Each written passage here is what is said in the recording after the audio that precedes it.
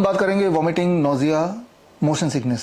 खास तौर पे जब आप सफ़र में होते हैं तो अक्सर आपने ये सिनेरियो देखा होगा, आपके साथ भी ये हुआ होगा।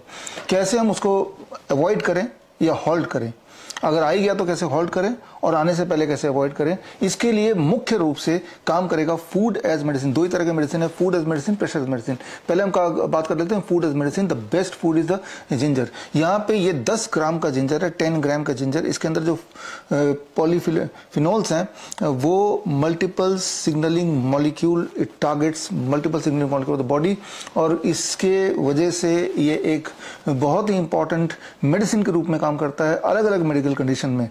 तो 10 ग्राम आप एक बार देख लीजिए 10 ग्राम कितना छोटा होता है। इतना अगर वो चबा ले तो जिनको ऑलरेडी वॉमिटिंग की या नोजिया की या मोशन सिकनेस का जो प्रवृत्ति जिनको होती है तो पहले ही चबा ले तो वो अवॉइड कर सकते हैं, हॉल्ट कर सकते हैं, उस दिन वो बच सकते हैं इससे।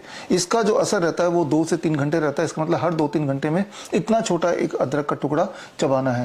That becomes the first step. किसी को अगर इसमें थोड़ा भी शक है या जो और डीप में जाना चाहते हैं, साइंस को समझना चाहते हैं, तो ये रिसर्च पेपर है, ये रिसर्च पेपर आप पढ़ सकते हैं। That becomes the first step towards halting or avoiding vomiting, motion sickness and nausea. अब इसका second step food as medicine के बाद आ जाएगा प्रेशर एज मेडिसिन। प्रेशर में ये रिस्ट बैंड वाला जो प्रेशर पॉइंट है वो आपने सीख ही लिया है, उसको स्टिमुलेट करना है, पहले स्टिमुलेट करना है। इसे P6 पॉइंट बोलते हैं, लेकिन आप इसे रिस्ट बैंड से याद रखिए, रिस्ट बैंड, क्योंकि अल्टीमेटली आपको एक रिस्ट बैंड बनाना है। रिस्ट बैंड बनाने से पहले the first step is you have to identify that point. वो पॉइंट कैसे आइडेंटिफाई करेंगे?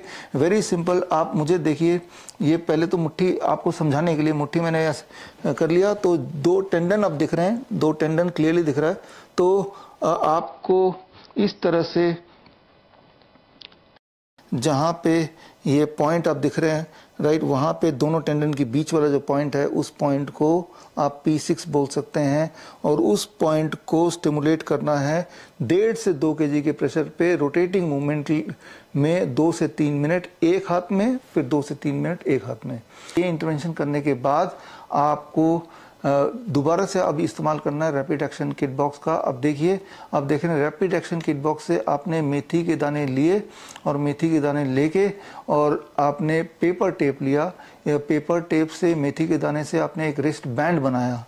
ये रिस्ट बैंड उस पेशेंट के दोनों हाथ में लगा रहेगा, और साथ में ही आपने विक्ट्री वाले साइन में जिस पॉइंट को ट्रिगर करना है, जिस पॉइंट को स्टिमुलेट करना है, वहाँ पे भी आपने यूज़ किया पेपर टेप को विद अ मेथी दाना।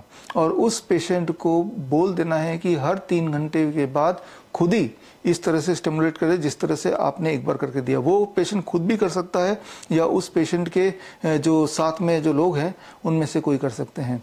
मान लो किसी को ये पता ही है कि उसकी प्रवृत्ति है नोजिया की, उल्टी आने की या चक्कर आने की, मोशन सिकनेस की, कहीं जाने से पहले वो अपना रिस्ट बैंड बना सकते हैं। रिस्ट बैंड बनाने के लिए तो वही आपको पता ही है कि आपको पेपर टेप की ज़रूरत पड़ेगी, हमारे रैपिड एक्शन किट में ये का पार्ट ही है, और मेथी दाना सीड की ज़रूरत पड़ेगी। तो सफ़र शुरू करने से पहले दोनों हाथों में रिस्ट बैंड वो बना सकते हैं, साथ में एक बार 2-2 मिनट के लिए स्टिमुलेट कर दिया अपने ही हाथ से खुद ही, और एक अदरक का टुकड़ा खा लिया। फिर हर 3 घंटे बाद दोबारा से stimulating the wrist band point for 2 minutes and eating और chewing about 10 grams of ginger.